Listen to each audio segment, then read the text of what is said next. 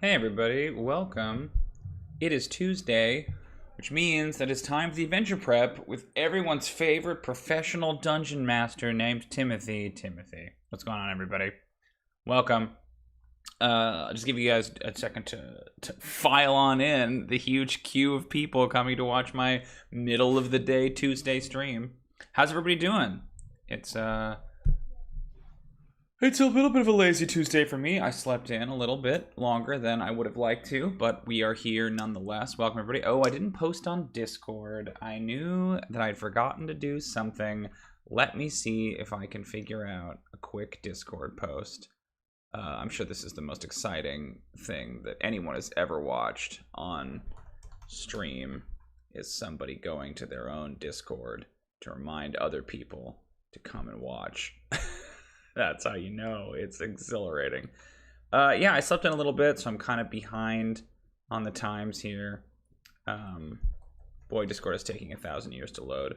It doesn't like it when you're streaming and you're also trying to load other websites. It gets mad. And by it, I mean the internet. How's everybody doing? Let me see. Let me get my link. I'm gonna go post it to Discord, because I would love to get some more faces here in the chat. Okay, copy that. Got it. Just a moment. Thrilling to watch, no doubt.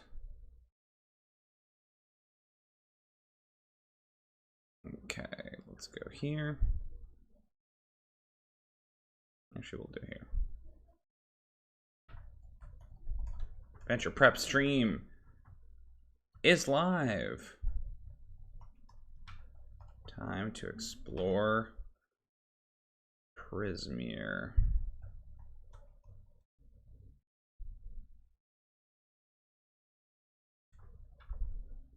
Okay, there we go. Sorry about that. Nuker Wolf, what's going on? Pushes people aside to find a seat. Excuse me, yes, there's so many people here, Nuker Wolf. I appreciate it. I appreciate the illusion. This is all for the sake of the VOD, right? The people watching it later be like, oh, he must have had a lot of people in the chat if that's how he was talking. Welcome, everybody. Yeah, we are talking about Wild Beyond the Witchlight today. I am running it for a group of 4 11 to 12-year-olds. And they are one of the cutest, most precious groups that I'm running right now. Very quiet, very shy, and very courteous of each other's time, which is awesome. If you haven't been tuning in to the Witchlight streams, we are on session 3 now, I believe.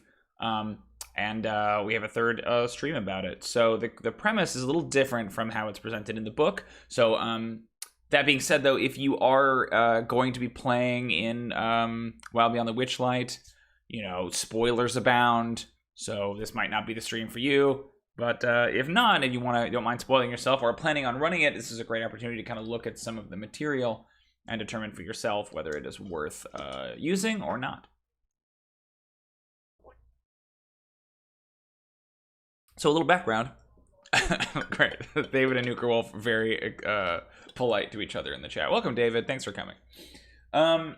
So if you haven't been keeping up, I started this campaign without realizing that Wild Beyond the Witchlight was not out yet, and so I had to kind of do an intro and a session 0 without knowing how the adventure began. And so we have baked in this big, complicated premise that is not featured in the adventure, but I will quickly run it down for you. Today, we're not really so worried about that, because once they actually get into the Feywild, I think the campaign is more or less, works more or less as it is.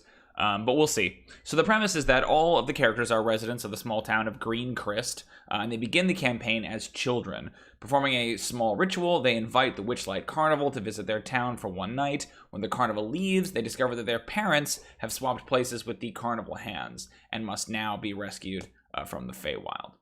And that's basically the premise. It's just kind of a Coraline, Other Mother situation, right? So it might be a session or two before we actually get into the Feywild, but who knows with these kids? So I kind of wanted to make sure that I was ready and knew what the kind of like landing in the Feywild situation would be. We have 4 PCs. We have Cinnamon, the female Serpent Folk Ranger, basically a reskinned Yuan-Ti. I didn't really want to say, like, the character wanted to play a snake person. I didn't want to be like, cool, so you're a member of this ancient evil cult that worships Dendar the Night Serpent. So we kind of repackaged, ooh, there's a helicopter. We kind of repackaged the Yuan-Ti as Serpent Folk, you know, shy, retiring, not especially ancient or evil or poisonous. We have Katza, the half-elf rogue, Cyrus, the male, the tiefling monk, and then Izumi, the half-elf warlock. And that's kind of our party as it stands. So I have 2 side tasks today before we go diving straight into Hither, which is the first of the 3 domains of Prismeer. The first task is I have to brainstorm some more Witchlight prizes. One of my characters, Katza, is just voraciously going to town on all of these, all of the games, whatever game they can get their hands on. So I have to make sure that I have some more prizes ready because they are chewing their way quickly through all of the prizes. There's only like 5 or 6 that are presented in the game. And I need to come up with some more that aren't just more Feywild trinkets. And then there's also a mention of wishes. I had, basically when they enter the carnival, they're given little dandelion stems and they blow on them. And then if they make a wish, then supposedly that wish in some way affects the campaign going forward. So what I need to do is I need to determine what exactly are the nature of those wishes and how they play out, because some of them are kind of keyed to the carnival itself, and some of them are keyed to larger character things. So those are the 2 side tasks I have today before we actually get to dive into the Feywild. So I would love to brainstorm some Witchlight prizes. Let me go back here to the Witchlight Carnival and make sure that we can see what the full list of them is. Hopefully OBS will be okay with me jumping around in this document. It seems like it is. Okay, great. So, OBS, let's go down here to Witchlight prizes. So far, the carnival's going pretty well. They're having a good time, but it's kind of, I feel like they don't quite know what they should be doing. And so I'm just kind of trying to throw crazy NPCs and things at them as they go through. I have had to make up some stuff on the spot, which isn't necessarily bad. It's just what I think my biggest criticism of the carnival is it is so much stuff. You know, there's just like tons and tons and tons of things to do. Okay, here we go. So here are the prizes as they currently exist. So Trinket is one, and they've gotten a couple of these already. They opened their last, because I think that the treant that greets them when they come in gives each character a trinket. Oh, cool. You did a wish thing in your campaign? Yeah, I'm curious how the book plays with it, because some of the wishes, only 2 of the characters made wishes.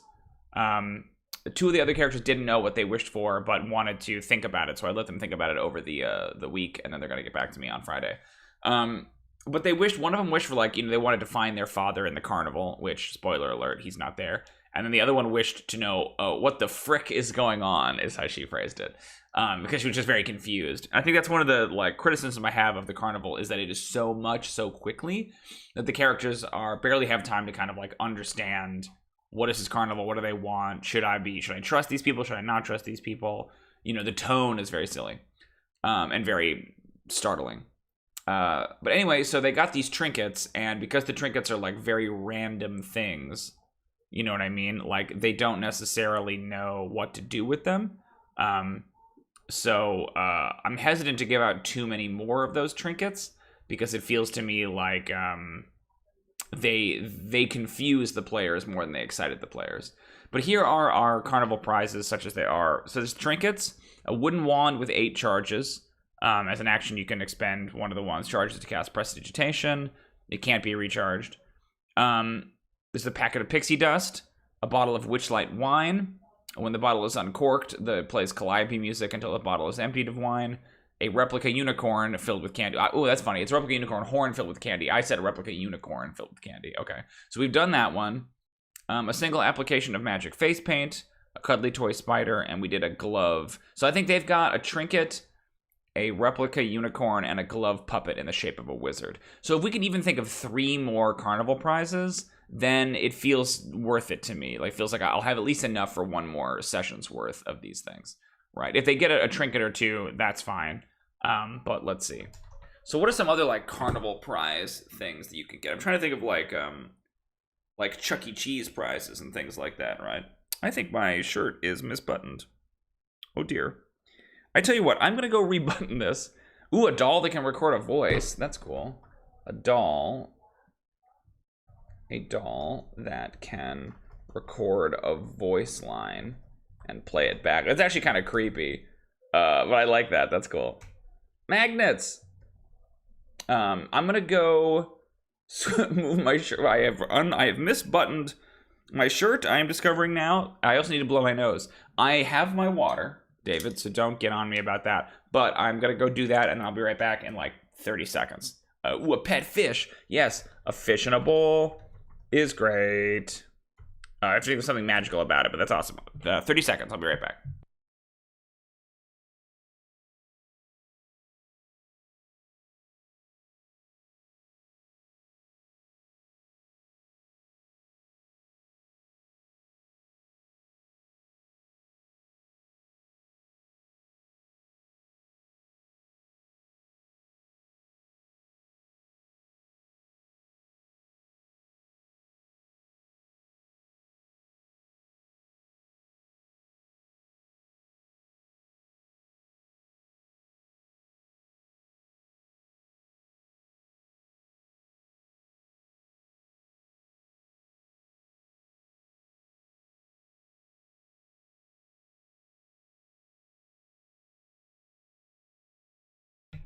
Yes, I do have my water, David.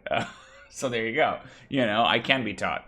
Okay, so I love a fish in a bowl. That's awesome. I'm trying to think what the flavor of it is. Like, my instinct is that it's like a rainbow fish or something, that there's something about it that's more beautiful or colorful in appearance. Who said be a fish in a bag, right? Because they always get them in those plastic bags. Although, yeah, would they really have plastic bags?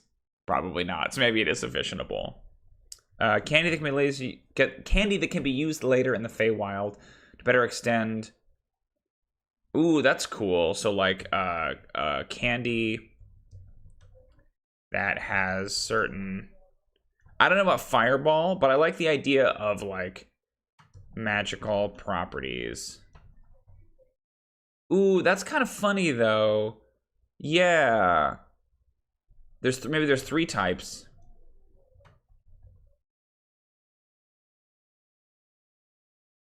Ooh, these are good ideas, guys. Fireball. That casts fireball. Smarties. That give advantage on wisdom saves. On intelligence or wisdom saves. I'm trying to think, like, what's one more? Like, I don't think you would call it that necessarily. Right? You wouldn't say that it's a fireball, you know?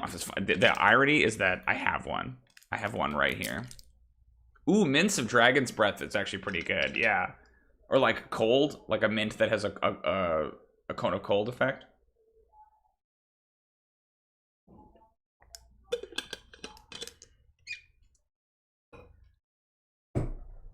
But I feel like that's what the fireball is, right? Like, I think the fireball is like dragons. Oh, no, you throw the fireball to create that effect.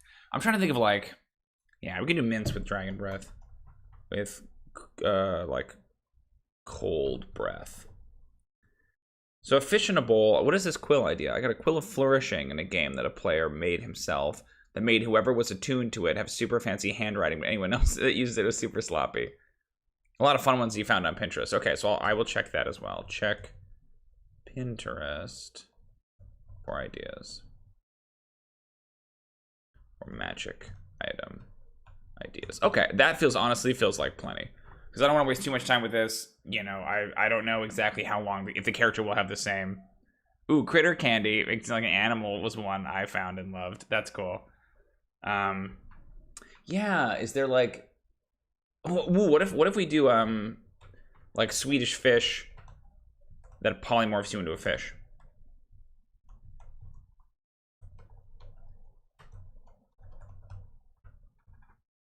Ooh, or a fish in a bowl that claims to be a polymorphed person. Help, help. Right? Hot tamales. Yeah, we gotta stop with the candy. There's way too many. Those are good, though. Those are awesome. Okay, cool. Let's figure out the wishes. Wishes, wishes, wishes. Thanks for your help, guys. So they make some point about it in here. About dragonfly riding. Wishes. Cinnamon ball candy, yeah. Yeah, I mean, I think fireball is fine, honestly. 2 witchlight hands. Timed events. Ooh, a kaleidoscope is really good. Oh, we gotta stop. Yeah. You know what, honestly, that was not bad. If you guys want to keep suggesting things, I will keep putting them down. I'm gonna move on to wishes. But those are great suggestions, and if you have any more ideas, please put them in. What do you think the kaleidoscope does, David? What do you think it's like, beyond just it being a cool kaleidoscope, right? Because they'll have, like, some kind of minor magical thing. The sticky, stretchy hand thing. Pixie dust. Where are the wishes? Make a wish from, like, wish stones. These wishes become relevant in Chapter 4. See wish stones in the Briganock mine. Okay. So there's a bit of a spoiler for Yawn. We're leaping ahead.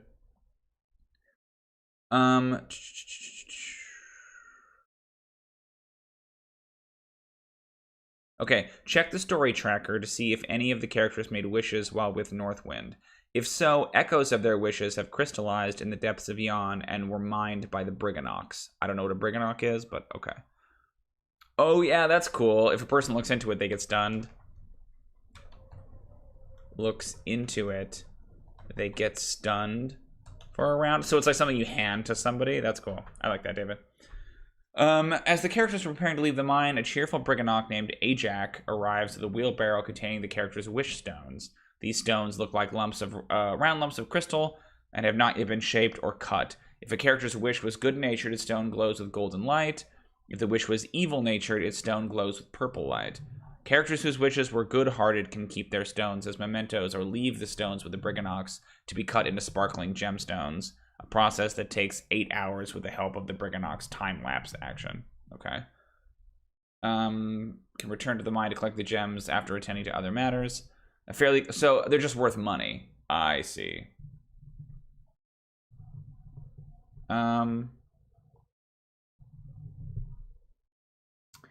Yeah, it kind of feels like the wishes need to do something more than that. I like the idea of them, like, showing up way later. Like, that's kind of cool. You know what I mean? But the idea of, like, you can just make a little bit of money out of your wish.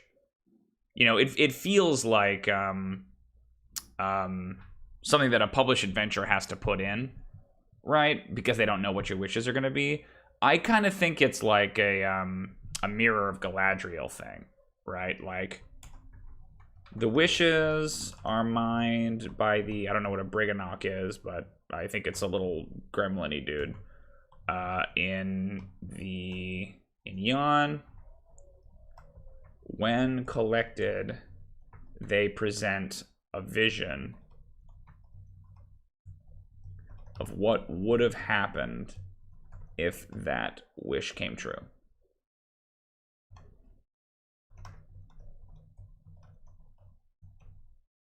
So it's like you can still sell them. You can still sell them. Sell them. They are valuable wish stones, but they offer a glimpse at an alternate future. I think it's kind of like there's that Rick and Morty episode, right, where he has that crystal that lets him see the different timelines. Wishes for money. Yeah, I think that's kind of weird. Because it just feels like, okay, you know, like, it's so impersonal. It's just like, hey, you have a wish and then you can sell it. And it's not, I don't think it's meant to be like a wish spell, but I think it's similar, right? Maybe it's a thing where, like, maybe the wishes can be broken. The wish stones can be broken to cast the spell Wish. Because at this point, right, to cast the spell Wish and make their dreams come true. You know what I mean? Like at that point, they're so deep in the adventure. I think it's kind of interesting if, like, you know, I wish I found, like, one of them is I wish I found my father at the carnival, and the idea of like breaking the stone and it's sending you back, like it would send that character back in time to the carnival and they'd find their father and they'd be like on a different trajectory, right? So it, like they could be very, very powerful story, like enders almost. I kind of like that better. It's a little stronger, I feel like, than just like, cool, you can make 50 gold. Yeah, a fairly common wish produces a 50 gold gemstone. 500 gold piece gemstone is the maximum. Like, that's, I get it, but it like, that's one of the things that I don't like about this adventure is that, like, at least the way it's written, is that they hint at stuff early on that makes it seem cool, and unless I was going to jump forward and read that right now, I don't understand if it's significant or not. Like, there's literally a line in, like, the opening adventure summary that's like, Mr. Witch and Mr. Light know about Zybilna's real identity, but they won't tell anyone. And there's no link to, like, here's what Zybilna's identity is. You know what I mean? And I still don't know what her real identity is. I'd have to go digging in the adventure. Who knows where that is, right? It could be almost anywhere. So it's like, I wish that they would lay out, like, this is the intent behind this hook, so that way you can decide whether to include it or not. So I put the wishes in there, and then I get here, and it's like, they can sell them for 50 gold. You know, like, it's very underwhelming. In fact, I think we might go on a little treasure hunt right now. I think we're going to try to find... Are those the Briganox? Oh, there's a Cora. It's okay. I think we're going to try to find Zybilna's identity. I want to figure out what that means. So, strap in if you are not ready to be spoiled, y'all. I'm going to go to Palace of Heart's Desire, because I bet that's where she's at. I want to know the truth. Follow the money. Okay. Known to grant wishes to mortals brave enough to enter her abode. There you go. What is up, Nymphy? The Feywild is not immune to capitalism. You're exactly right. It's everywhere. We can't stomp it out. Thanks for coming. We're going to find out. We're going to find out what the hell Zybilna's whole deal is. So turn back now if you don't want to be betrayed. Okay. What the frick is going on? It would be an animated stick that speaks in a sing-song voice that explains things. This is a carnival. That, or like what you could do is you could do like, you could make a frick like a weird Feywild creature, right? So like, it's like those be alert, the world needs more alerts, right? Like a frick is a, boy, and it was just like so annoying, like explaining everything, right? This is a carnival, people play games. Like, it's like, oh my God, I wish that I didn't have this thing. Okay, so Igwilliv is Zybilna. I see. That's her true identity. Okay. That feels like important information. I don't know anything about Igwilv. Igwilv? There's a pronunciation guide. We're going to get to the bottom of it. We're going to get to the bottom of this. Where are you at? Okay. So she's this witch queen disguised as another witch queen. These are the questions that I have for Wild Beyond the Witchlight.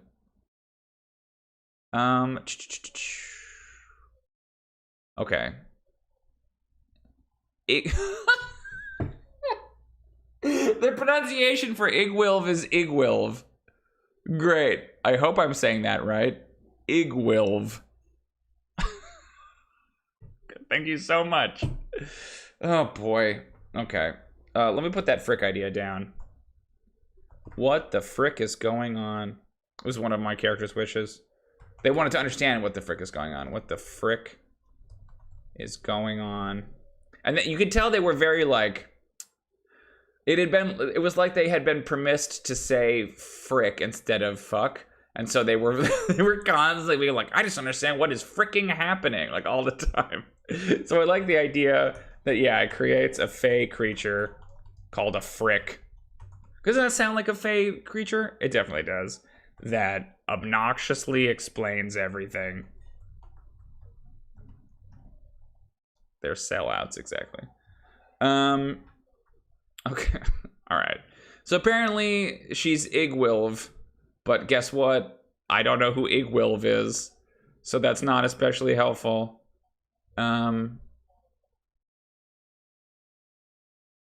Let's go back and see if it tells me any more about the mysterious Igwilv. The hags are the adoptive sisters of Igwilv, a powerful figure from D&D's past and a key player in the adventure's unfolding drama. Using an artifact called Igwilv's Cauldron, the hags have trapped an archfey named Zybilna in temporal status. A frog stick, a frick. In temporal status and carved up her fey domain among them. Okay, so the hags are the adoptive sisters of Igwilv, but they used Igwilv's Cauldron to trap Zybilna, and Zybilna is Igwilv? What? What? I'm deeply confused. I gotta be honest, I don't love their tendency to, like, resurrect an old character. Especially, like, this is a weirdo character from Gygax's personal table.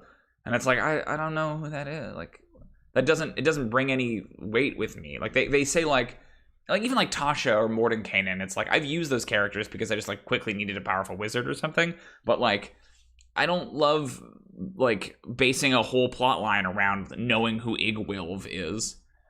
Okay. Her fairy tale palace sits at the heart of Prismeer. On some worlds, she's seen as a fairy godmother of sorts, casting wish spells for the benefits of the lost, forsaken, or betrayed. Sometimes her wishes will bring happiness, others despair. It's funny, it's very wish-focused. No longer grants wishes, for she's trapped in temporal stasis, frozen in time with the magic of her cauldron, which the hags of the Hourglass Coven have turned against her. Okay, freeing Zybilna is the only way to repair the damage the hags have done to Prismeer, but doing so carries certain risks, for Zybilna has a dark side she has hidden away for many years. Okay. Explore the halls, learned of Zybilna's betrayal, seeking a way to free her. Oh, funny, yeah, and then she grants them a wish spell, so we kind of stumbled into it.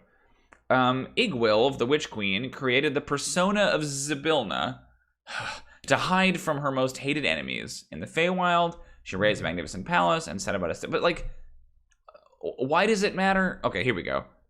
Igwilv, the Witch Queen, has a long and storied history throughout the multiverse. Presents the legendary figure... So, yeah, they did, like, a Sararak is the bad guy in Tomb of Annihilation. And when I ran it, I just, like, deleted it. I deleted the tomb, and I just focused it on the Yuan-Ti, because it's much more about Chult and Dendar and Ubtao, whereas, like, the Tomb of Annihilation and Tomb of Annihilation is just randomly, it just happens to be in Chult, and has nothing to do with, like, 90% of the adventure up to that point. So she's also Tasha. What? Okay. Then why does she need 3 names? Why call her Igwilv? If you called her Tasha, I would know who that is. What is the thinking here? Baba Yaga's daughter, Igwilv. Path to greatness began. She has 4 names if you count Natasha. So Zybilna, Natasha, Igwilv, and Tasha. Tasha's magic-fueled ambitions brought her into contact with demons and demon lords, which she subjugated and used against her enemies. Became known in the world of Oreth, okay, as Igwilv, the Witch Queen, a peerless wizard and conqueror. She wrote the Demonomicon of Igwilv. For mystery! Agreed, like, what? Oh my god. But, like, what does this add to the adventure? What, like, explain to me why she can't just be Zybilna. Like, what's wrong with that? The League of Malevolence! What? Okay, hold on a minute. So, she created the persona of Zybilna to hide. Over time, Igwilv made the mistake of placing too much trust in the hags of the Hourglass Coven, who served in her court as they're making up for Imrith. Yeah, dude, I should tell you about what's going on in that game. We should do a adventure prep for that, because, like, my players were cheating. They were looking up character names. And so when they met somebody named, or they heard about someone named Imrith, like, oh, that blue dragon? I was like, are you kidding me? It's like, not only did they look it up, but because there was no alias, yeah, absurd. Her closest allies saw the cracks in her facade. Flashes of arrogance and cruelty that conflicted with their kindly persona, but they ascribed this behavior to the mercurial nature of Archfey. Okay. She made the mistake of placing too much trust in the hags of the Hourglass Coven who served in her court as advisors. The hags waited patiently for the opportunity to overthrow Igwilliv. Why can't you just say Tasha? That day came when the League of Malevolence. The League of Malevolence. Yeah, it's for tax reasons. This is why she has these different names. These shell companies. For years, the evil sorcerer Kellic, had coveted the Staff of Power wielded by his arch enemy, a good-aligned wizard named Ringlrun. What is happening in this adventure? When Kellic uncovered clues to... What does Ringlrun have to do with any of these characters? When Kellic uncovered clues to Sibylna's true identity, he hatched a foolish plan to blackmail her into bringing him the staff. Okay, but she doesn't have the staff. Ringlrun does. Who the fuck is Ringlrun? Kellic was betrayed at the 11th hour by his own companion, another character, Scylla, who secretly swore loyalty to Baba Yaga, Igwilliv's adoptive mother. When the League of Malevolence arrived at the palace, the Hourglass Coven ensured that Kellic's rivals from... Who's Valor's Call? What is this story? What?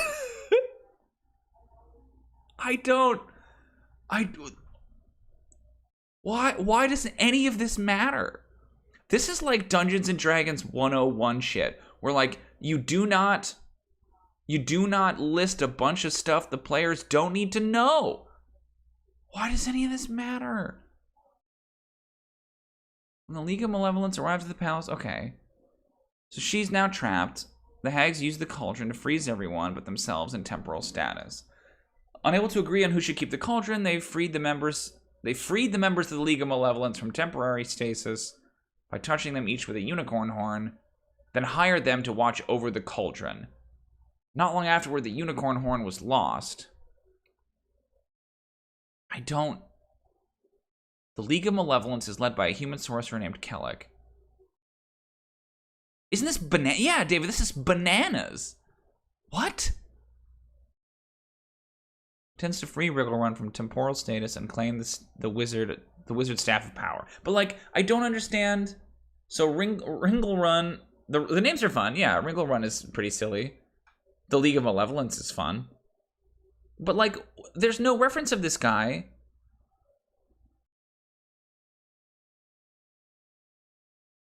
It's like if she had the Staff of Power. Okay, like we have the evil sorcerer Kellic. Okay, fine. Is this that shit from the D&D cartoon? Is that what they're referencing here? Because I knew they were making cartoon references. But this is so out there. You know what I mean? Ringlrun.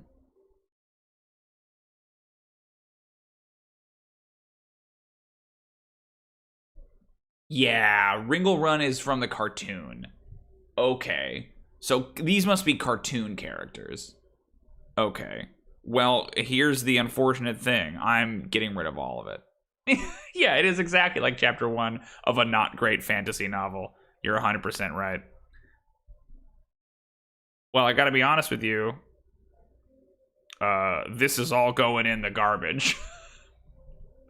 I think it is perfectly fine for the hags to have betrayed Sibylna and put her in the cauldron, and that's fine. What do we need any of the League of Malevolence for?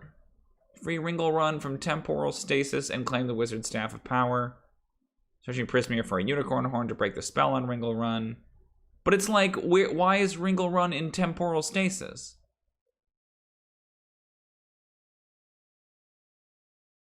What? Why is he in temporal stasis? Is he? This is all from the D&D cartoon. Why? So these guys are in the palace.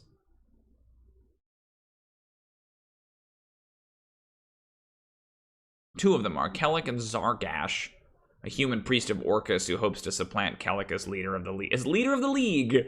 Is usually encountered in this area. Okay. I mean, I think maybe we keep the League of Malevolence, but we scratch Ringlrun And they're just trying to free her so that way they can get the wishes. You know, isn't that cleaner? Yeah, I like that. Who's Valor's Call? Okay, so this is the party from the cartoon. Here's a Valor's Call track the League of Malevolence to Prismere, determined to bring the League's members to justice for crimes committed on many worlds. Valor's Call met with Zybilna and tried to forge an alliance with the Archfey. When the hags of the Hourglass Coven used Igwiliv's cauldron to free Zybilna in time, several members of Valor's Call were frozen in time as well. So this is information you should have put before all the... Oh my god. Mercion, a human cleric, was frozen in the ballroom alongside Zybilna. I just don't think what is the purpose of any of this? Whatever. Okay, enough. That's all for later. I don't care. We're gonna do Hither because that's what we came here to do, everybody. That's what we came here to do. So let's talk about Hither. Enough of that crazy inbred nonsense. All right, Hither. So this is where they first land when they come through the Fey Crossing. It's divided into Died Among the Hags. Bavlorna Blightstraw transformed her portion into the swamp, now known as Hither, okay? Foreboding Place. Daylight never fully penetrates, kind of Barovia vibes. Cruel and mischievous bandits. I like bandits. Prey upon stranded and lost travelers. Hither is the realm of the present, where life and decay walk hand in hand, and where creatures live in the moment, not concerned with history or repercussions. That's kind of cool. Deep in Hither is Downfall, a shanty town built around an ancient well. Bullywugs, okay, occupy the settlement, that's cool.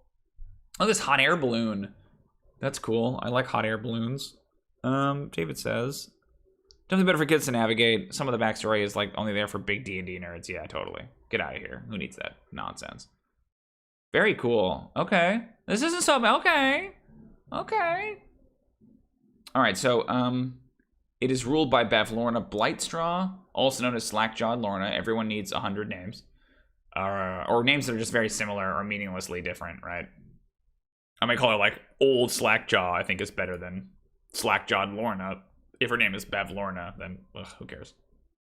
Okay, read your description and skim our stat block.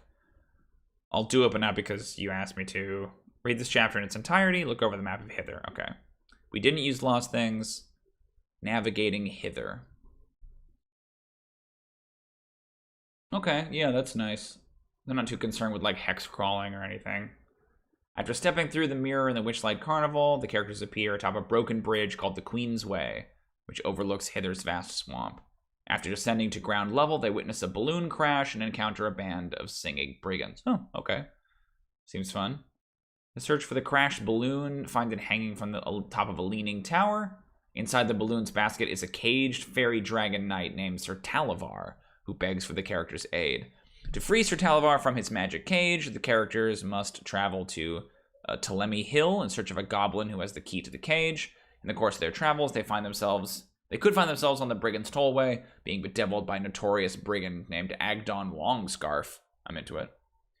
Characters navigate the swamp, then have one or more random encounters. Okay. They need a guide to thither from Hither. They can find one in Downfall. Clapperclaw, an animated scarecrow. Okay, cool. But I feel like we'll get to that when we get to Downfall. Yeah, okay. Here's what I was wondering was like, talk to me about Prismere in general. Seems important information. We can't let you in unless you have at least 3 names. It's like a part of the customs. You know, like, state your names and business, please. Single Feywild domain, yeah, broken into 3 splinter realms, Hither, Thither, and Yon. So for my purposes, when they're coming through the gate, I think they're looking for the carnival, right? And I want to do a weird temporal thing where the carnival is like, it arrived in like Thither. You know what I mean? Like, it's not in the same spot. So they have to, like, I think a big framing device for them is going to be asking people if they've seen the Witchlight Carnival. Because the carnival passes back into the Feywild in my version, and then it's all about tracking the carnival across the realm. You know, they're always looking for, like, rumor of it or whatever. So maybe the fairy dragon, when he was, like, flying, saw it or something like that, right? Okay. Restore Prismeer to its former state is to free the Archfey Sibylna. General information about Prismeer is presented in this chapter, since hither is where the characters first take their steps. Okay. Divided into 4 sections. Hither, thither, yon, and then the Palace of Heart's Desire. Partitioned off from each other by walls of shimmering silvery mist. The hags of the Hourglass Coven and their minions can travel freely between hither, thither, yon, and the Palace of Heart's Desire by simply walking into or flying over. Most other creatures, including the characters, are forbidden from leaving one part of Prismeer and entering. It's kind of straughty, which disorients them and sends them back the way they came. But that's fine. My players don't know anything about Strahd, so that's okay. They sort of fly above the mist, never get where they intend to go, their destination always appearing to be miles away. Okay. Blocked by similar walls of mist, through which no creature can pass without Sibylna's consent. Okay, so you can't leave that way. All right. Friendly guides. You can find a guide. A disloyal minion of the Hourglass Coven. Okay. Who is willing and able to lead them from one splinter realm to another. Clapperclaw, a child-sized scarecrow. Find Clapperclaw in Downfall. Squirt, an animated oil can't squirt. Dwells in thither and can safely guide creatures from thither to yon or vice versa. Squirt is described in chapter 3. Amador, a swashbuckling dandelion. Oh, a swashbuckling dandelion. Inhabits yon and can safely guide creatures from yon to hither or vice versa. It also knows a route to the Palace of Heart's Desire. Okay. Can be glimpsed through veils of mist from certain vantage points in all 3 of Prismeer's splinter realms. To get to Sibylna's palace, they must secure the help of Amador, the Dandelion, or other creatures in Prismeer. Okay. To leave, they need Sibylna. Got it. Although Sibylna is indisposed, 3 of the rules she put into place when she created her Feywild domain continue to hold weight. This is what I understand about her, like, being a witch, is that, like, how did she make a whole domain in the Feywild? Why would anyone recognize her authority? Isn't she a member of the Unseelie Court or the Seelie Court or something? You can't just, like, randomly show up and be like, actually, I'm a Duke of Austria. You know what I mean? Yeah, maybe they'll talk about it, but probably they won't. Okay, these are the 3 rules. This is one of the things I was excited about. The rule of hospitality. When a friend, an enemy, or a stranger enters your home, you are expected to be gracious and accommodating to them until such time as they prove, by their words or actions, undeserving of such hospitality. Yeah, cool. Classic. Feels very medieval. Rule of ownership. You must not steal from a friend, an enemy, or a stranger. Interesting. To take something that doesn't belong to you without the rightful owner's permission is a crime and an unforgivable breach of etiquette. Now that's cool because we have a rogue in the party who kind of is training to become a master thief. So I feel like the rule of ownership is going to come up. That's interesting. And then the rule of reciprocity. When an enemy, I messed up. When a friend, an enemy, or a stranger offers you a gift, you are obliged to accept it and offer something of comparable value, be it a gift or a service in return. Such can't say that word. Reciprocation? Reciprocation. Duh. Such reciprocation need not happen immediately. Okay. When Sibylna ruled Prismeer, so they're very abstract, which I think is cool, but also they're kids, right? When Sibylna ruled Prismeer, few of her subjects dared to violate her rules. Those who did often... Everyone is Usador from Hello, the Magic Tavern. Exactly. Just like a huge laundry list of titles. Those who did often disappeared without a trace. Okay. Now, with the Hourglass Covenant in charge, the rules remain in force, so the circumstances are different. The hags believe strongly in hospitality and reciprocity, but they have a self-centered view of ownership. Each claims ownership of everything in her realm. For example, Bavlorna Blightstraw. I can't say Blightstraw. I want to say Brightstraw. Blightstraw considers herself the owner of Hither and everything in it. Fair. The hags are less inclined to punish those who break the rules than Sibylna was, and it's not even clear to the other residents of Prismeer when a rule has been broken. For example, brigands are able to take what they want from other folk without paying for it, and nothing bad seems to happen to them as a result. But that fact alone is not enough to encourage most others to likewise break the rules. For all they know, these brigands might be acting in the hags' interest. If Sibylna were to return to power, strict enforcement of the rules would resume in a heartbeat, and brigands would be wise to take their propensity for malfeasance elsewhere. So here's what's interesting. Yeah, there's no hard consequences for this. I kind of think I want to putz with this a little bit, because I think for adult players, this probably works fine.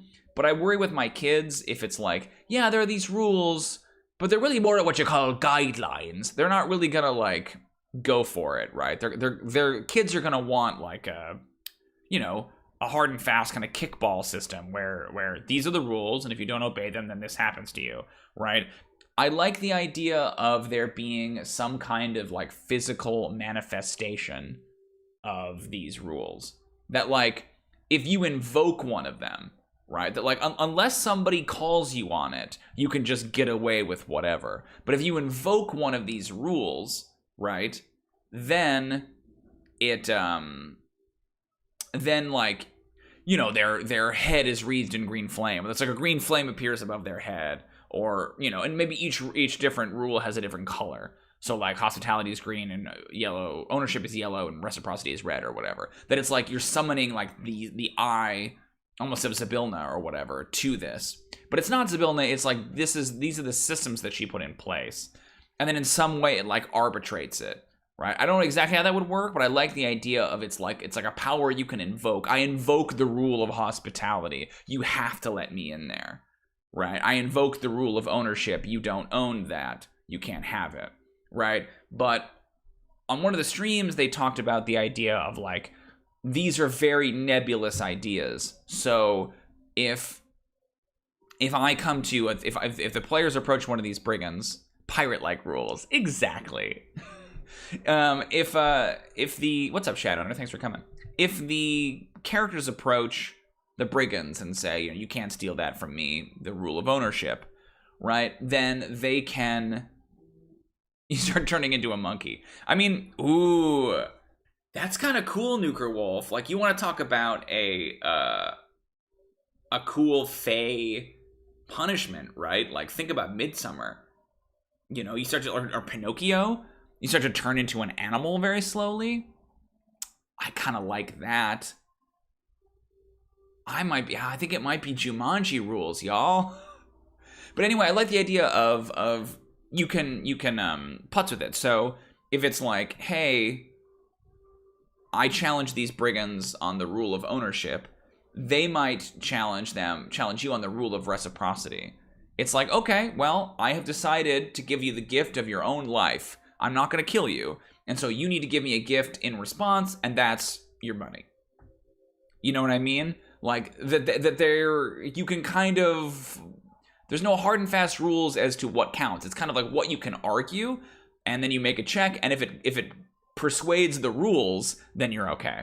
Yeah, I like the idea of it being something you invoke, then unless you summon it, unless you call down the rule of hospitality or the rule of ownership, right, then nothing happens. And that's how these brigands are getting away with it, right? The rules of conduct. For a rule to be effective, you have to invoke it. And I think there's some kind of physical representation of that rule.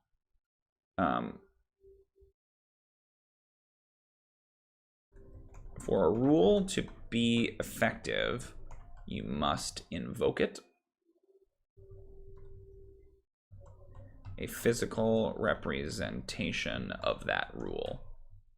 Flames, a different colored flame above the head.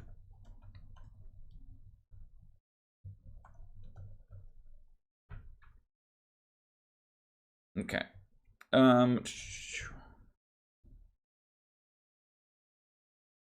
come on.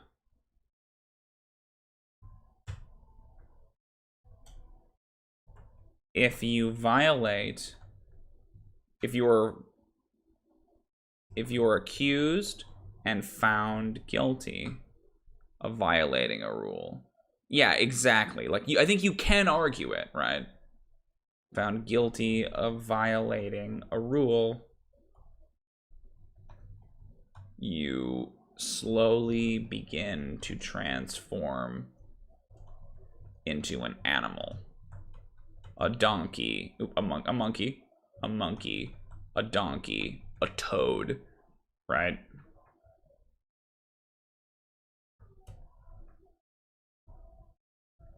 Only dispensation from the Lord, I guess it'd be the lady, from the ruler of the Splinter Domain can overrule this. So that's how you get the like the hag bargain. Like, yeah, I will commute your sentence in exchange for XYZ, right? Okay, great. Children of Prismeer. In this chapter and in later chapters, the characters might encounter children who were led to Prismeer from the lured to Prismeer from the Witchlight Carnival, or who stumbled into Zybilna's domain by other means. These children have been stuck in Prismeer long enough to forget about the worlds they came from, yet they haven't aged much at all. Zybilna's magic protects all children in Prismeer, but not creatures disguised as children. The hags of the Hourglass Coven are aware of this magic and unable to dispel it. Any child in Prismeer who would take damage as a consequence of another creature's actions vanishes in a burst of multicolored light and is spirited away to a safe corner of Prismeer, unharmed and unreachable from the domain's splinter realms or the palace, until Zybilna wills the child to return to her. Children sequestered in this fashion are beyond the reach of everyone else and can't be located or scryed upon using magic.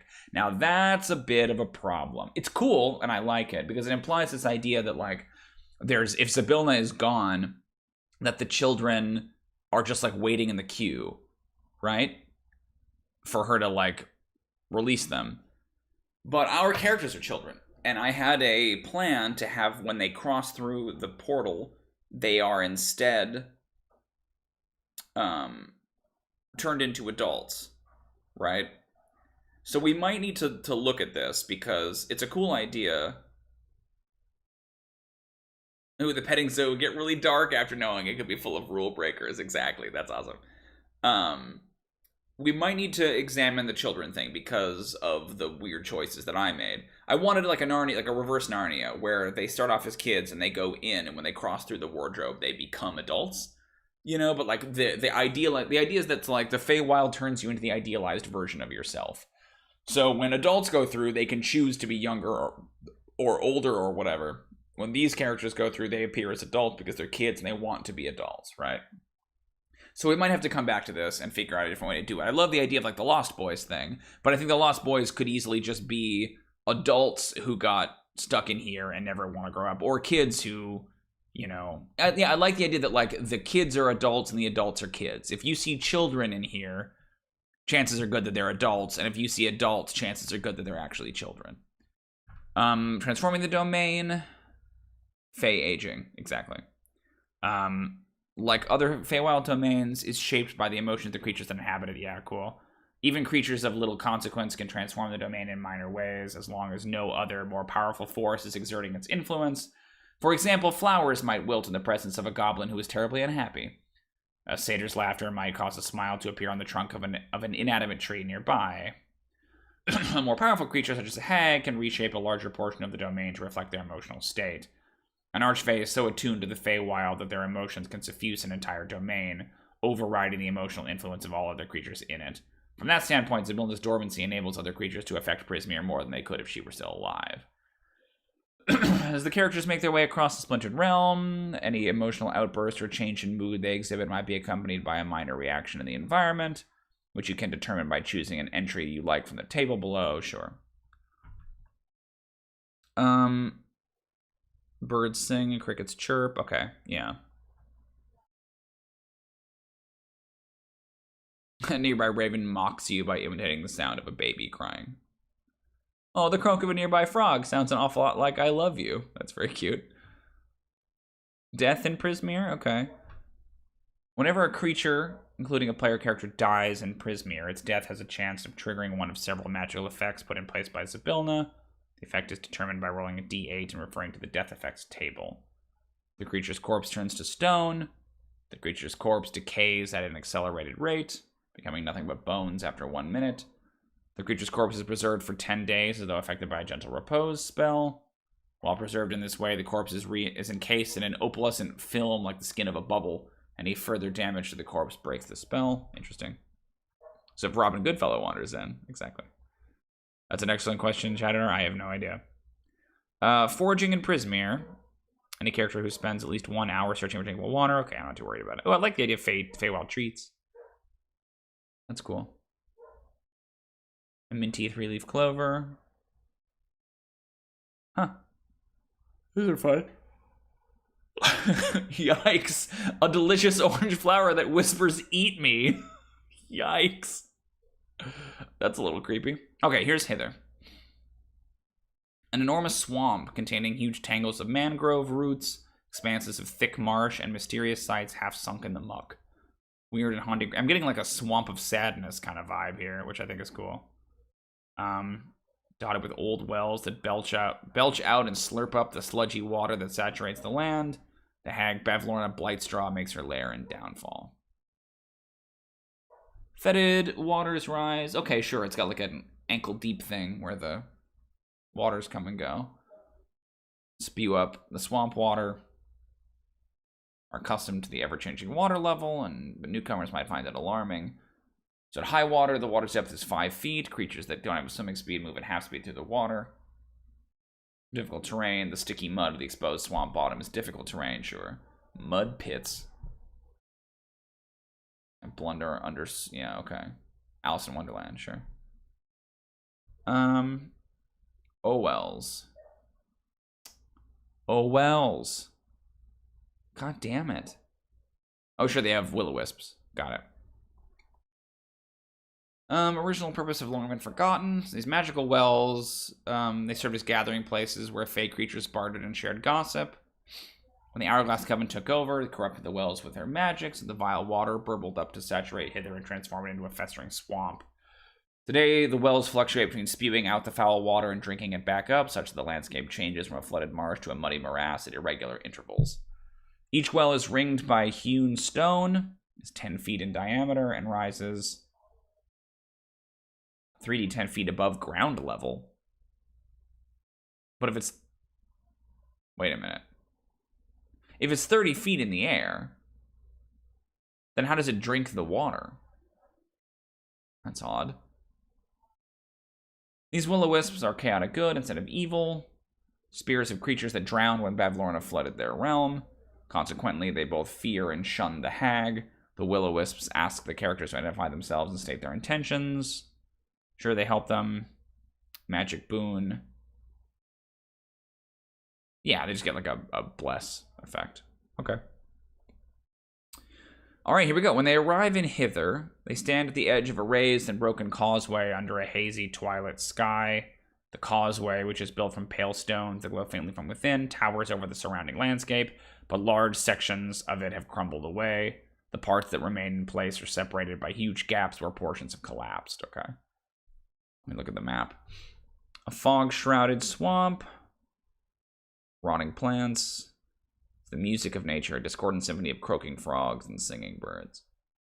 Okay, sure, yeah, the Queen's Way. Yeah, and there's the balloon. Okay. So they spew the water out. That I understand, but I don't understand how they drink the water back in. Weird.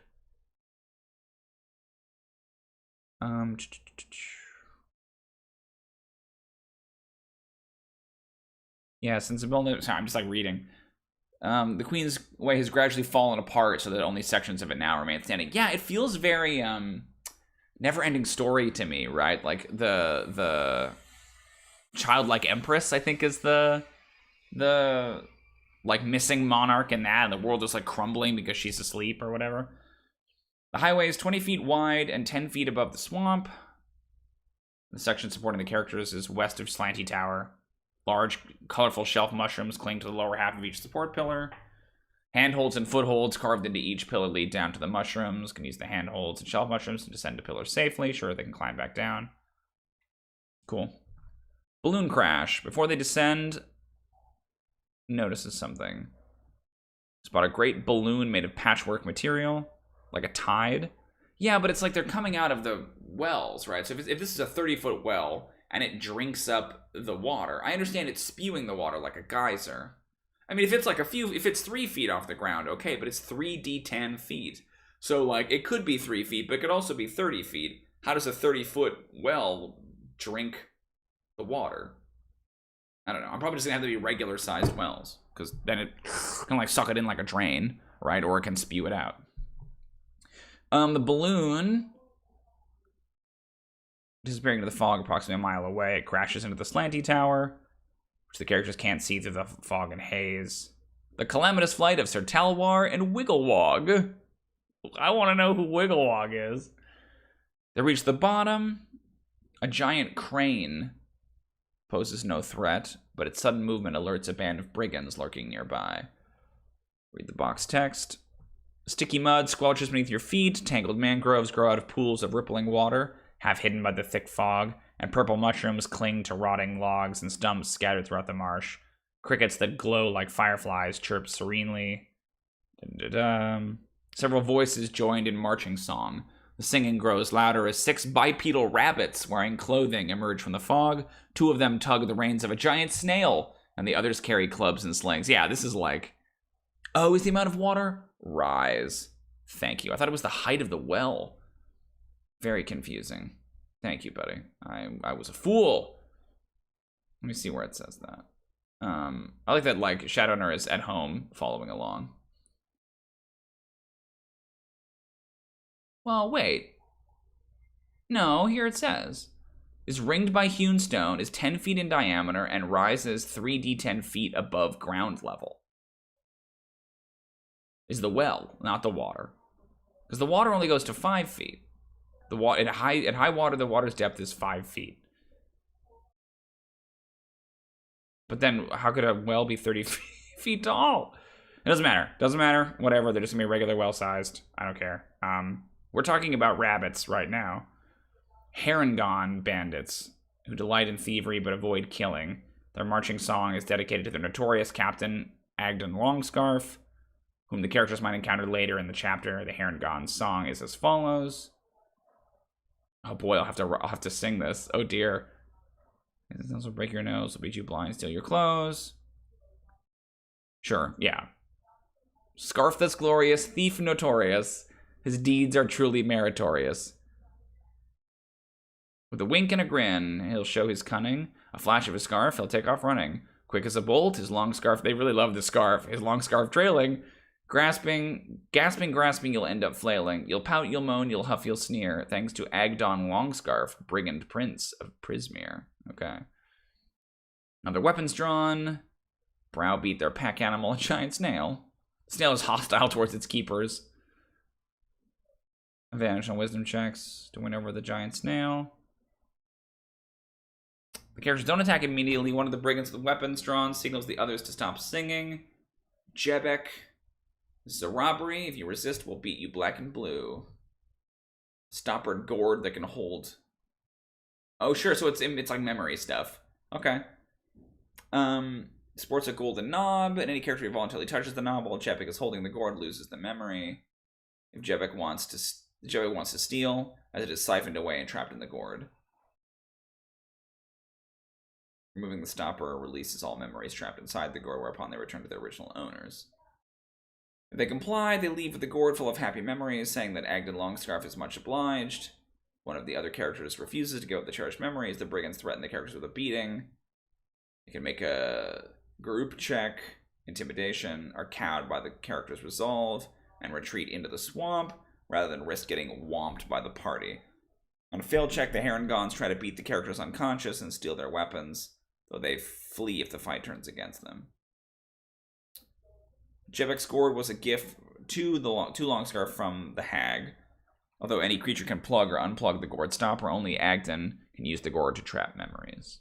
Okay. And then random encounters. All right. So yeah, that's kind of like I see. You come down, you meet the hares, and then you go from there. It feels like that could just be one of the random encounters, honestly.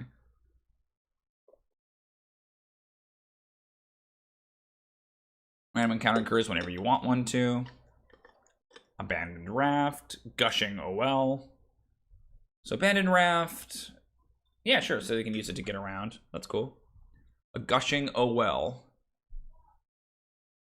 Oh yeah, a steady geyser shoots from the well. But again, if it's 10 feet tall, how does it drink up the water? I don't understand. 1d4 Feywild trinkets bobbing in the water at the top of the geyser. One invisible will-o-wisp hovers within 5 feet of each of the geyser. To lift 300 pounds into the air, and the flow of water can be stopped if the well is covered by something weighing more than 300 pounds. The water is prevented from erupting. Anything being lifted by the geyser plummets to the ground within 5 feet of the base of the well. Turn invisible. Accuse the character of being a dishonorable thief. This is a weird one. Insist the stolen items be returned to the well at once. Will also accept a different trinket in payment for the one that was stolen. They attack if the character fails to return the stolen trinkets. Okay. But, like, the trinkets are meaningless. They don't do anything. So I don't think so. In at the end of the road. It's a cool picture. Crawls through the swamp on fleshy legs. Are those feet? Ugh. That's pretty gruesome. Walking speed of 30 feet. Its movement is not reduced by swampy terrain or water up to 10 feet.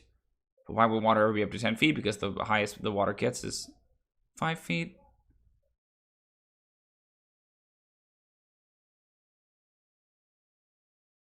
I wish that the trinkets did something. Like, they're interesting, but they don't, you know, like, I might do a thing where the trinkets are, like, seen as being extremely valuable in the Feywild, right? That, like, they consider that to be treasure, magic items, you know? The inn walks to the swamp. I can't leave hither. Hearty stew. Sue Harabax. Elderly female human druid. Inn at the end of the road. For the Hourglass Coven. Love to see Isabella restored to power. If only she can escape the swampy morass of hither. Sue despises Bevlorna. The characters mention the hag of the Hourglass Coven. The druid spits and mutters. In Zabilna's time, this inn was the talk of Prismere, sure. She speaks about it reverently. Offers free beds. Any old trinket will do, okay. So it feels like a lot of these are just like, this is a thing, but there's no, like, what's the narrative behind Inn at the End of the Road? Like, I guess you can stay there, but then what? You just stay there and then you move on? Like, there's no narrative there. Weird. Marsh gas. Iridescent bubbles in the muck.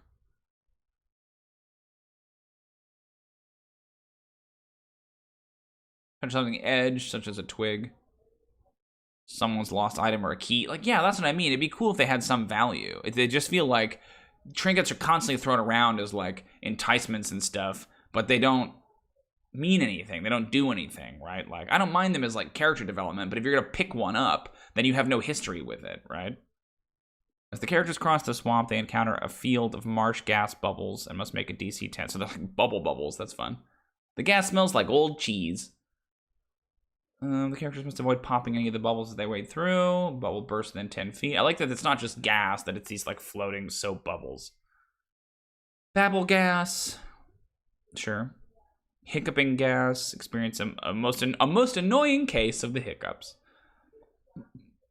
Disadvantage on dexterity stealth checks. Hideous warts. Ugh. Bitter tongue gas. I like that they're just kind of, slugs appear to be the only exception. They taste like ripe cherries. I like that they're just kind of like, I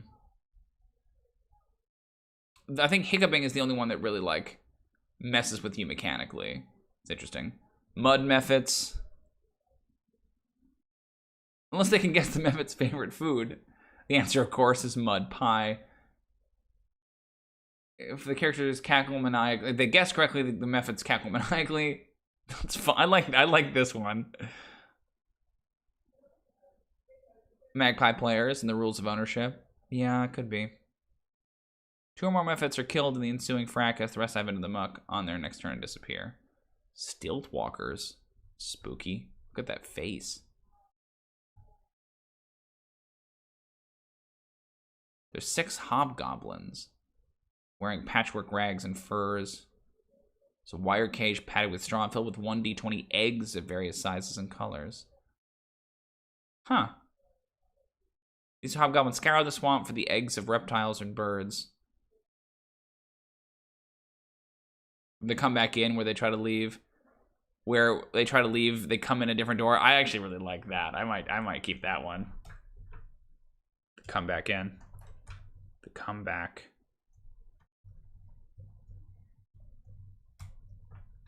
It's like perfectly friendly, but then they can't leave. And I don't even necessarily think it's like, It's sinister. I like the idea that the owner is like, oh, shoot, this old thing. Okay. Like, you know, that it's like a toilet that doesn't flush properly. It's just like a mechanical problem.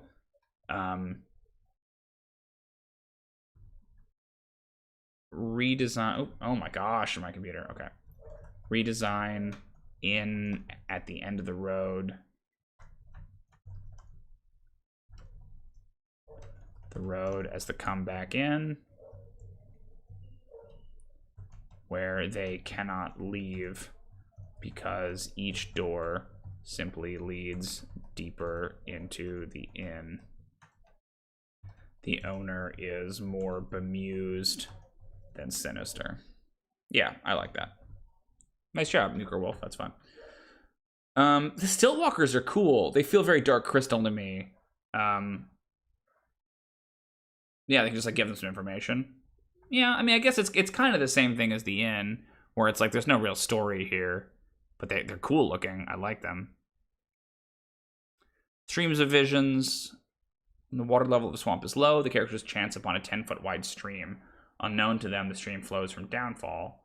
Any character looks in the water's reflective surface, catches a glimpse of an event. Oh, that's cool. That's cool. Transpiring in downfall at that very moment. D8. A headless, child-sized scarecrow with metal lobster claws for hands tries on some new heads. Decides on a large gourd. Okay. A bullywug bedecked in the trappings of a monarch constantly adjusts an ill-fitting crown of lily blossoms. A hag with toad-like features relaxes in a pool of water while miniature versions of her ladle the water and pour it over her head and shoulders. Yuck. A tall, thin figure wearing a pointy black hat and a hooded black cloak climbs a rickety staircase leading up to a large ramshackle house built on stilts.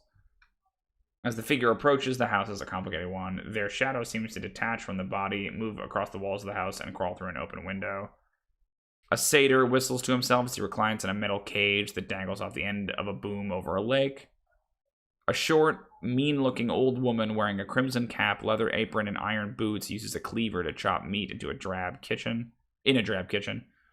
Two marrow swim past each other in murky water. Rows upon rows of severed bullywug heads, all impaled on spikes, chatter at each other. Oof. Chatter makes a good point. It leaves plenty of DM customization. Yeah, that's true. I like this one, though. This is cool. It gives them little, like, hooks that they might recognize later. Waterlogged battlefield. Come upon a bog that was the site of battle between the elves and Fomorians. That's cool, long ago. The area is littered with rusted and broken weapons and armor, along with the bones of the dead. The characters enter the area. 2 suits of animated armor stand up from the detritus. These suits are clearly of elven design. Their helmets shaped like stylized owl heads. I like that. Both suits are 20 feet away from the party at the start of the encounter. Each suit of armor mimics the movements of a character closest to it. Fun. For example, if the character closest to a suit of armor swings a sword, the armor makes a similar gesture, though it wields no weapons. If the character casts a spell, the suit uses its action to mimic the somatic components of casting a spell on its next turn, though it lacks the ability to cast spells. If one or both suits are attacked, they stop mimicking the characters and defend themselves. Otherwise, they are harmless. They can't leave the battlefield. A suit becomes inanimate and collapses in a heap if its helmet is removed, if it is reduced to 0 hit points, or if the characters leave the area. I might change it that, like, they get confronted by it, right? Rather than it's just like they follow you and it's cute. I like the idea of they look like they're attacking you. They're walking directly towards you, right? But then it takes you a moment as you start to, like, fight them that you realize, oh, they're just mimicking my movements. If I stop attacking them, they'll stop attacking me. Locations in Hither. Shifting nature of the Feywild. Excuse me. You should run all 3 encounters in the following order before the characters arrive at Downfall. Slanty Tower, Telemy Hill, and Brigand's Tollway. Okay, Slanty Tower. I don't like that it's... Ideally, you should run all 3 of these encounters in the following order, because the characters might go wherever they want to go. It seems weird to me to tell them that they have to go in this order, and that if they don't, then the Feywild just rearranges to put them in the... They're very, very railroady.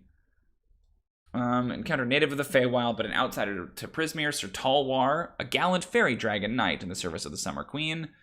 From Sir Talavar, they learn that Sibilna has been overthrown by the hags of the Hourglass Coven. Telemy Hill, a cautionary tale warning the characters about what becomes of those who are too cavalier about bargains made with a hag. They meet a goblin named Jingle Jangle, Has an obsession with collecting keys. What if that'll come in handy? And the Brigand's Tollway. Sure, this is where the long scarf dude is. A nefarious bandit leader. Slanty Tower. Might travel to Slanty Tower because they're headed in that direction after one of them saw the balloon crash. Still up on this location. Hey, Grant. Yeah, it is very prescriptive. I think I'm just going to let them do it in whatever order they want to do it. Like, they already can't leave hither without meeting somebody. Like, the idea they have to do it. I mean, I think they're saying ideally, but I don't know. That's weird. The tower tilts severely to one side, kept from falling over by magic. The characters arrive, read. Rises out of the swamp, leaning at such an angle that it threatens to keel over. Black brambles surround the base of the tower. There's a large woven basket at the end of a tangle of ropes and tattered fabric. The basket dangles 30 feet above the surface of the swamp. Open door on the side opposite where the basket is hanging. The interior of the tower is empty, save for a flight of stairs that spirals up the inside wall to an opening in the ceiling that leads to the crenellated roof. Black brambles cover the ground within 30 feet of the tower, clustering in a dense patch around the open doorway. Sure, brambles plead for help. A basket that dangles from the top of the tower. Responds to anything louder than a whisper, shush. Yeah, so he's a, again, it makes me think the little dude in Labyrinth, right? The little knight on the dog. Bit of a bind, as you can observe. I, Sir Talavar, as one of the Summer Queen's loyal servants, ask that you free me. Yeah. Vile Bavlorna Blightstraw. Our balloon. My pilot, the Honorable Wigglewog, did not survive. Wigglewog? Two serpents are asleep in the branches. Oh, that's cool. Snakes. We have a player who really likes snakes. The characters can't see Sir Talavar from the ground. He's locked in a birdcage inside the basket that dangles from the tower's peak. Characters on the roof of the tower can look down into the basket and see the corpse of Wigglewog. Oh no, the balloon's Bullywug pilot. He's a violet fairy dragon who speaks Draconic, Elvish, and Sylvan. Sir Talavar carries a magic sword, has the following additional attack option, +1 tiny sword. Detect magic spell reveals an aura of abjuration magic around the birdcage.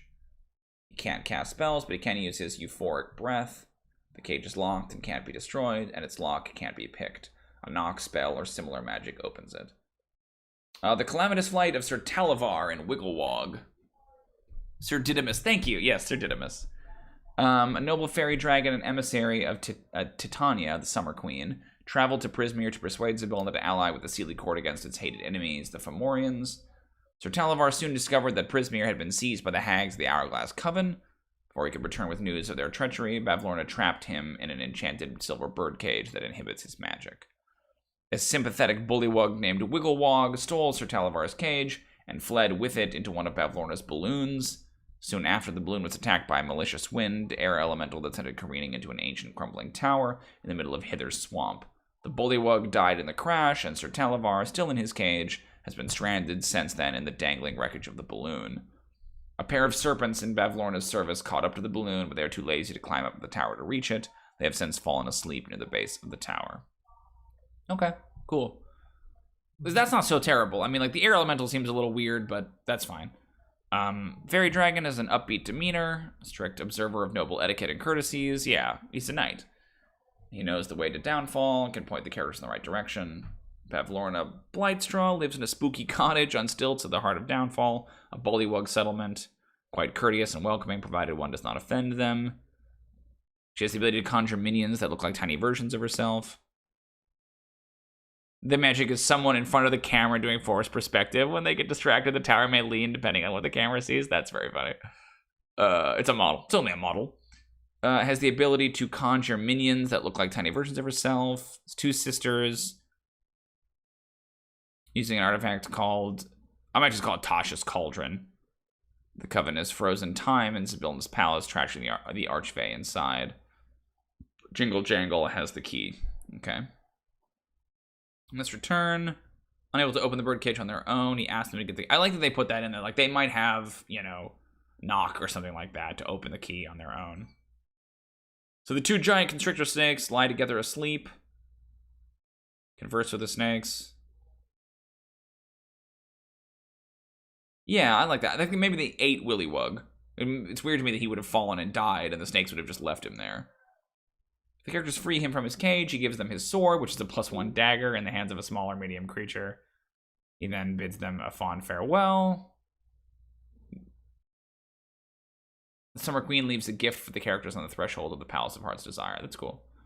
If the characters don't save Sir Talavar, one of the frayed ropes suspending the basket snaps after a few hours, causing it to tip enough that he tumbles out. He's swallowed by one of Bavlorna's snakes.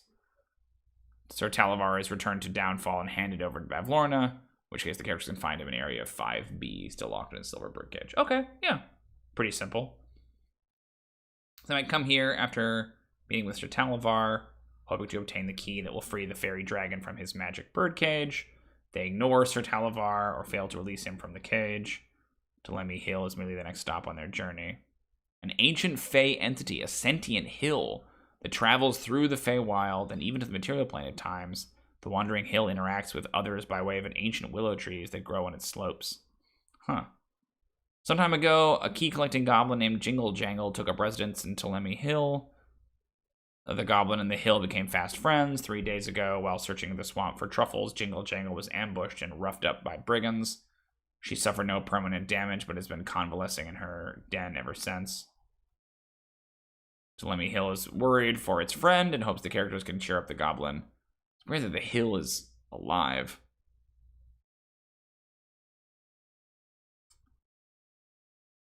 Greeted by the scent of sweet-smelling fruit.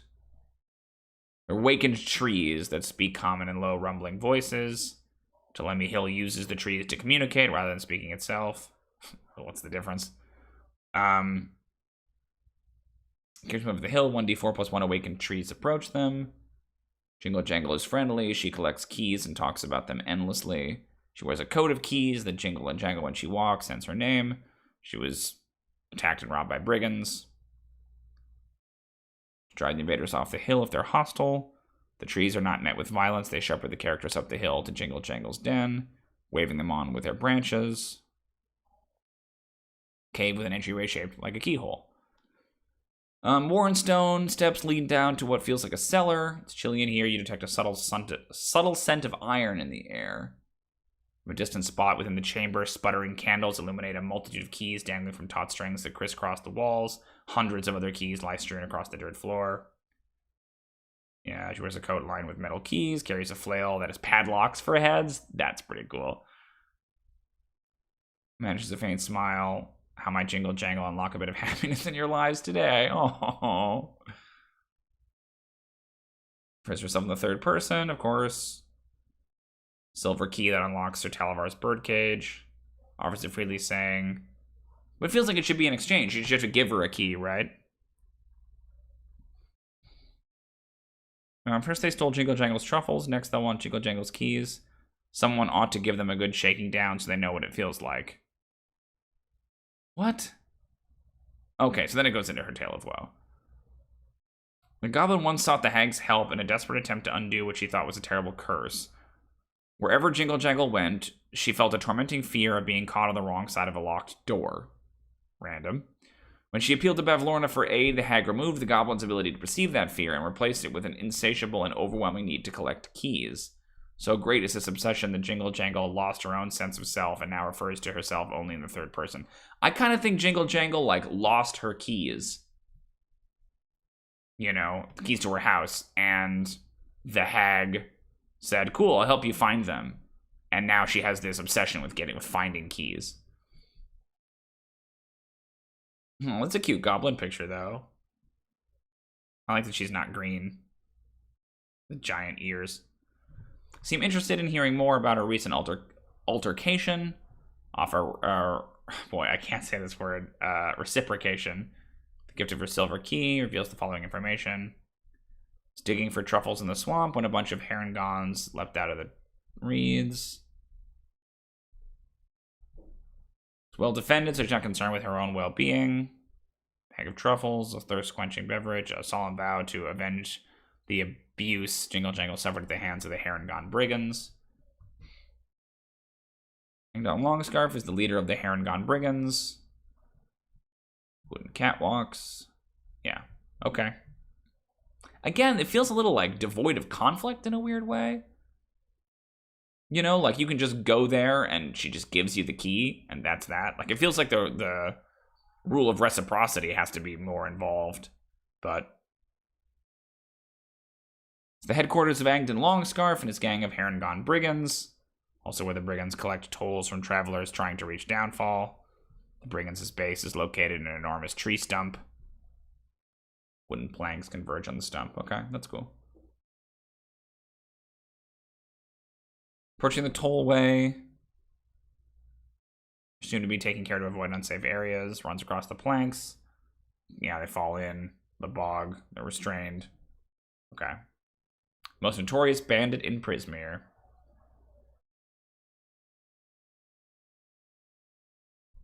Someone has joined the group. There are many misconceptions about creature color in D&D. I agree. The figure is notorious Herringon brigand named Agdon Longscarf. He casts off his cloak with a flourish, revealing his 15-foot-long bright blue scarf. 15 feet! He holds a hot branding iron. Oof. Bagpipe erupt from somewhere up ahead. The song sung by the Herringon brigands. Takes off at a run, a wide grin on his rabbit face as he bounds from one plank to the other in a circle around the party. Okay.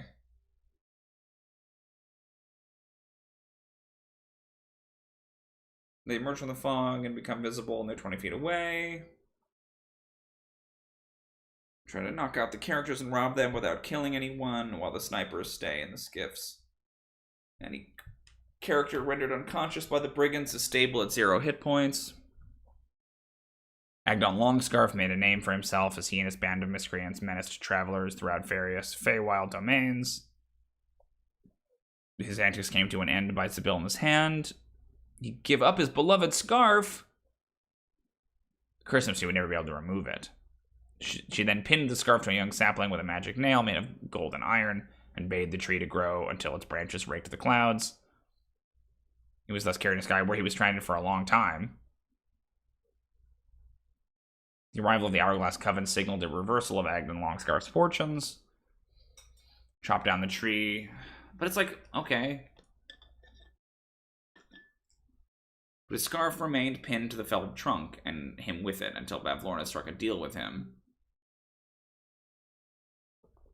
Okay. Again, very complicated.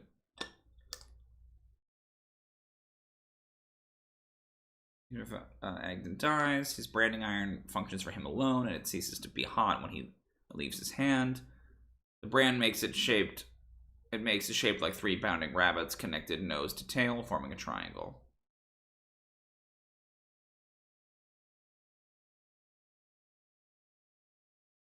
The brigand leader is cocky and boastful. Aided by the magic of his scarf, he darts among the characters, using quick fingers to steal things as he passes.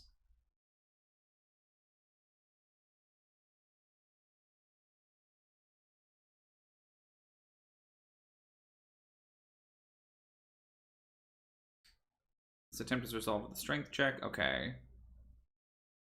It is such a weird encounter. So he's walking with them, and then he reveals himself, and then they start to sing, and then his bandits appear, and then he just runs around them.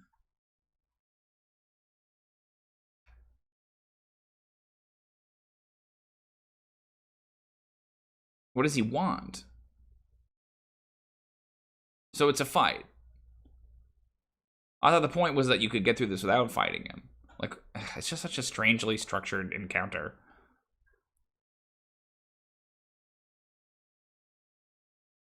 Agdon is defeated. If he's killed, his followers wander away crestfallen. If he lives, his former followers shun him. They regard the characters as formidable, and they enthusiastically offer to show them the way to downfall. The characters are captured.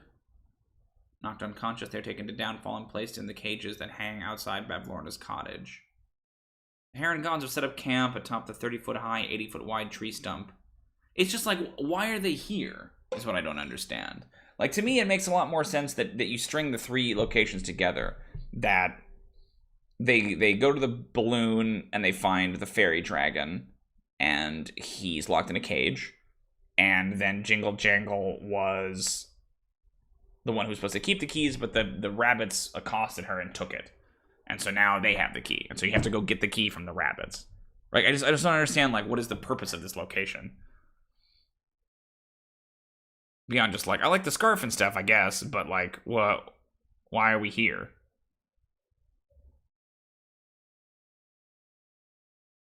Okay, so let's do silver key. The silver key. I like the idea too that, like, if he did steal from Jingle Jangle, right? Sir Talavar is imprisoned in a cage, locked by a silver key. That key was given to Jingle Jangle.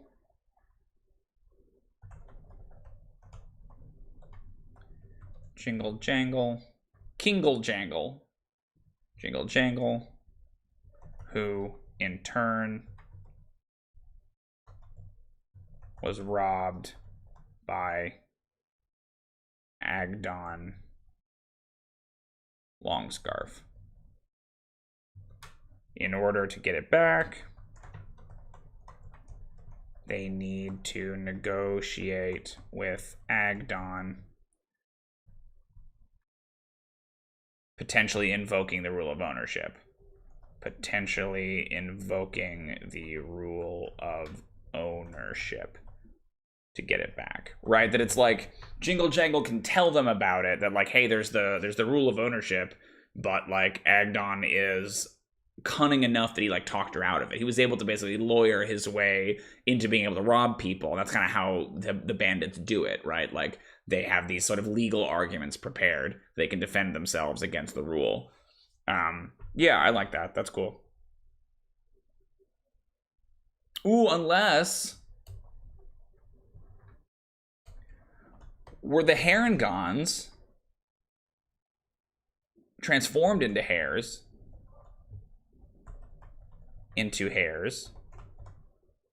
because of breaking the rule, right? We talked about that earlier. Nuker Wolf had that idea that like you turn into an animal. So maybe the Herringons are like, if you break the rule of ownership, they turn you into a rabbit, right?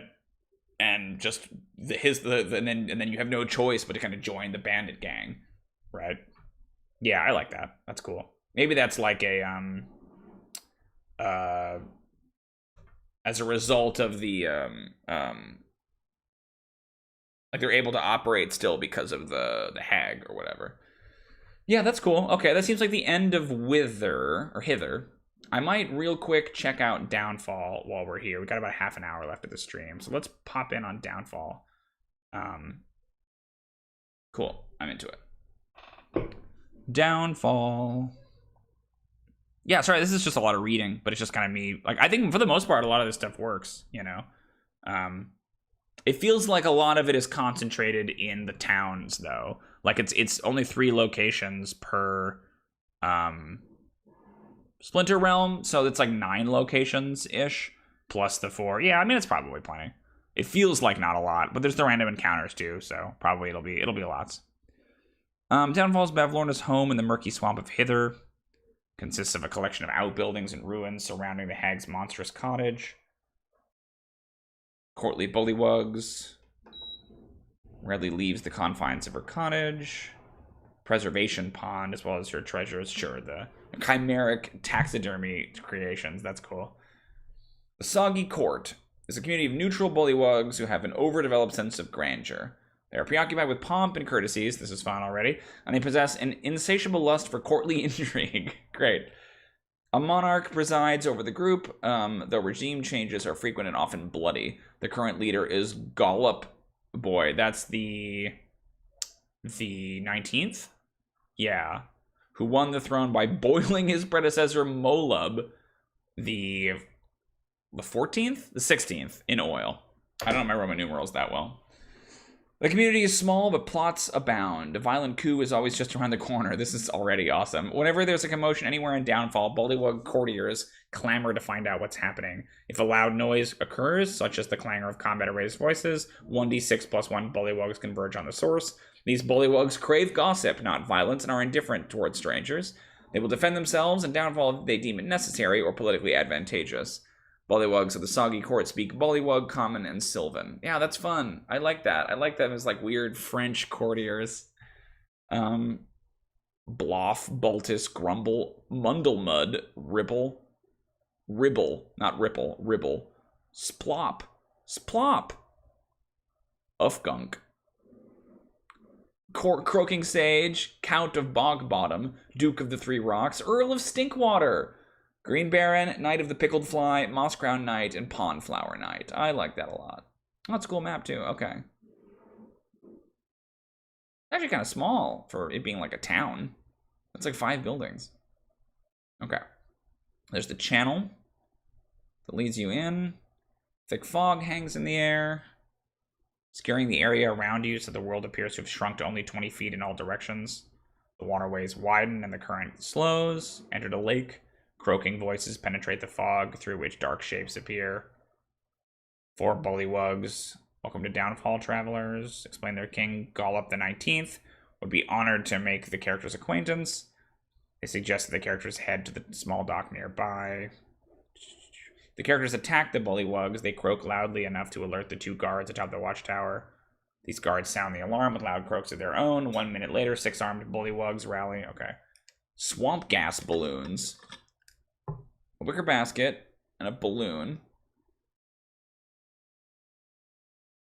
Once you fill with swamp gas, a flap at the bottom of the balloon lets the gas in, and the balloon takes 10 minutes to fill when empty. Once filled, the balloon rises into the air. One can force the balloon to land by using an action to open the flap at the bottom of the balloon, which allows the swamp gas to escape. To reach this flap, one must climb or fly to the top of the balloon. Okay, that's way cooler. Yeah, the balloon's rigging makes such a climb possible. Has no form of propulsion instead of relying on the pilot's ability to navigate air currents. Okay. As long as the balloon or the basket have at least 1 hit point, it can be repaired. Damaged balloon. So this is area 2. Okay, yeah, right there. Got the Bullywug Monarch. Looking at the ramshackle wooden pier is a balloon anchored by 4 thick ropes tied to wooden posts. Its bladder expands and sags. Bullywug stands near the top of the ladder. A long silver needle and a spool of catgut to sew up one of the openings. Probably see the king. Operational, albeit damaged. Sure, so if they need to make a quick escape, here's your balloon. Stepstone crossing. The middle stepstone is actually a Galeb door. Takes offense, grumbling about ingratitude. Satisfies the Galeb door on a failed check. The Galeb door gives the offending character 1 more chance, allowing the character to repeat the check, providing the apology is sung with feeling. The character refuses to sing. The Galeb door uses its animate boulders action to affect the 2 boulders closer to it, and the 3 of them move 15 feet to the west, leaving a 20-foot gap in the path formed by the stepstones. Predators below. 2 marrow lurk in the water east of the crossing. They dislike the taste of Bullywugs and ignore them, but they attack any non-Bullywugs that enter the water. The characters find themselves in battle with the marrow. Hurl spears at the marrow, frightening them away, at least for a while. These Bullywugs are glad to be of help and happily point the characters in the direction of their king. Okay. Burned out balloon factory. D4. D3, D4. Burned. Okay, so there's the stepping stones. I see. And the burned out balloon factory. This is a lot. I don't know if I want to get too deep into this. This might be better for a future stream. But I think we have a lot. I mean, I think almost all of Hither works pretty much as written. I might rearrange some of the stuff. You know, like I like the idea of like, I don't like that they're saying you need to do it in this order, but I think you could do that by having the plot depend on those things, right? Like you could theoretically go meet Jingle Jangle and they could be sad about how the hares stole her favorite key, the silver key that was given to her by the hags.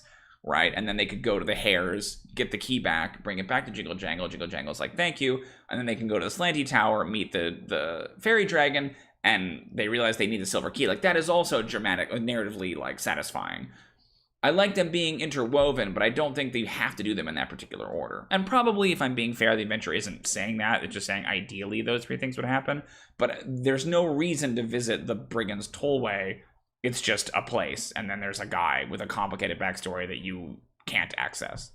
So I think we might call it here, because before we dive too deep into Downfall, you know, that might be another whole session once they get there. There's a lot to keep them occupied here in Hither before they get to that point.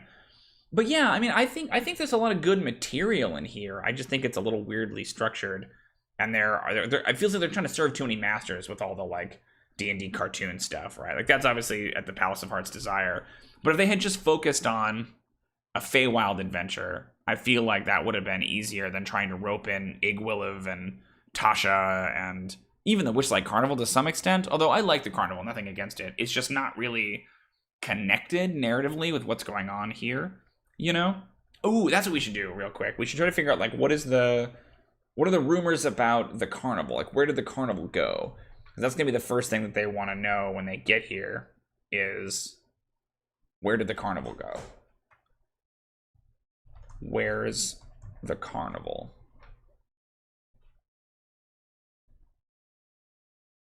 So I think we can say that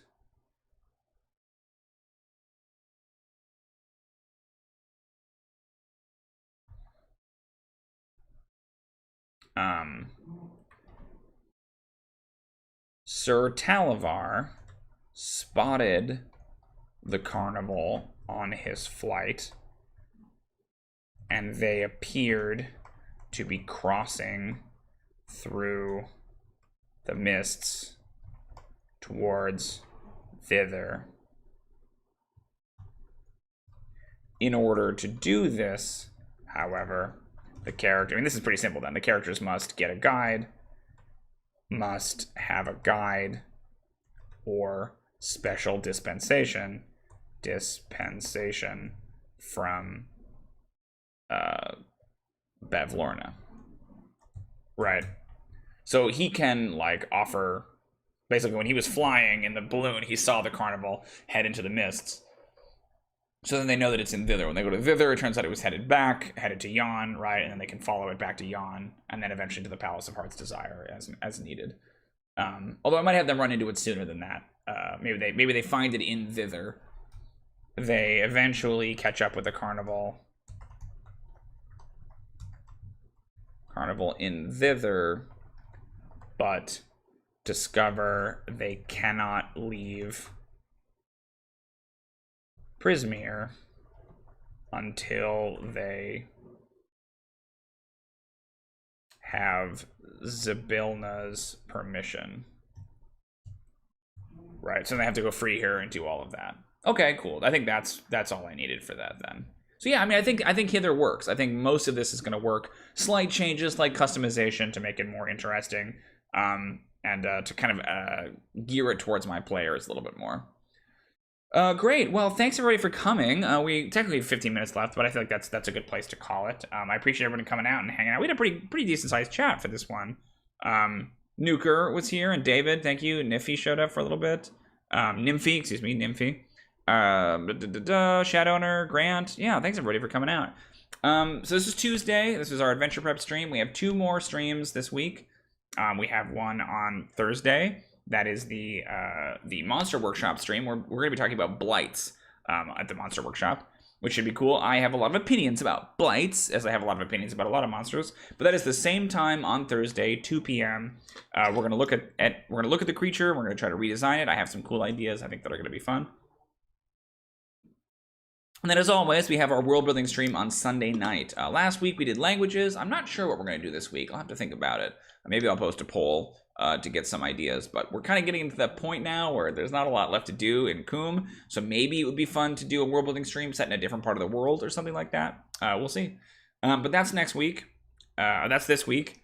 Otherwise, if you would like my content and want to check out things that I make, you can find me on Twitter. I am at ProDM Timothy on Twitter. I finally changed the name. Not that we're not going to be making Season 3 of XP Web Series, but it was getting weird to explain that I'm ProDM, but you can find me at XP Web Series. So at ProDM Timothy was just a cleaner marketing move. Took me a while to do. We're on Discord. We're on Patreon. We are here on YouTube. Please subscribe if you aren't already. And you can also find me at my website, pro-dm.net, and hire me to run a game for you, because I am a professional dungeon master, and that is what I do. That's what this game is, actually. This is a professional game that I'm running for a bunch of 12-year-olds. So yeah, I think that is everything. Thank you so much for coming out, everybody, and hopefully I will talk to you in a couple of days when next we stream. Until then, happy adventuring.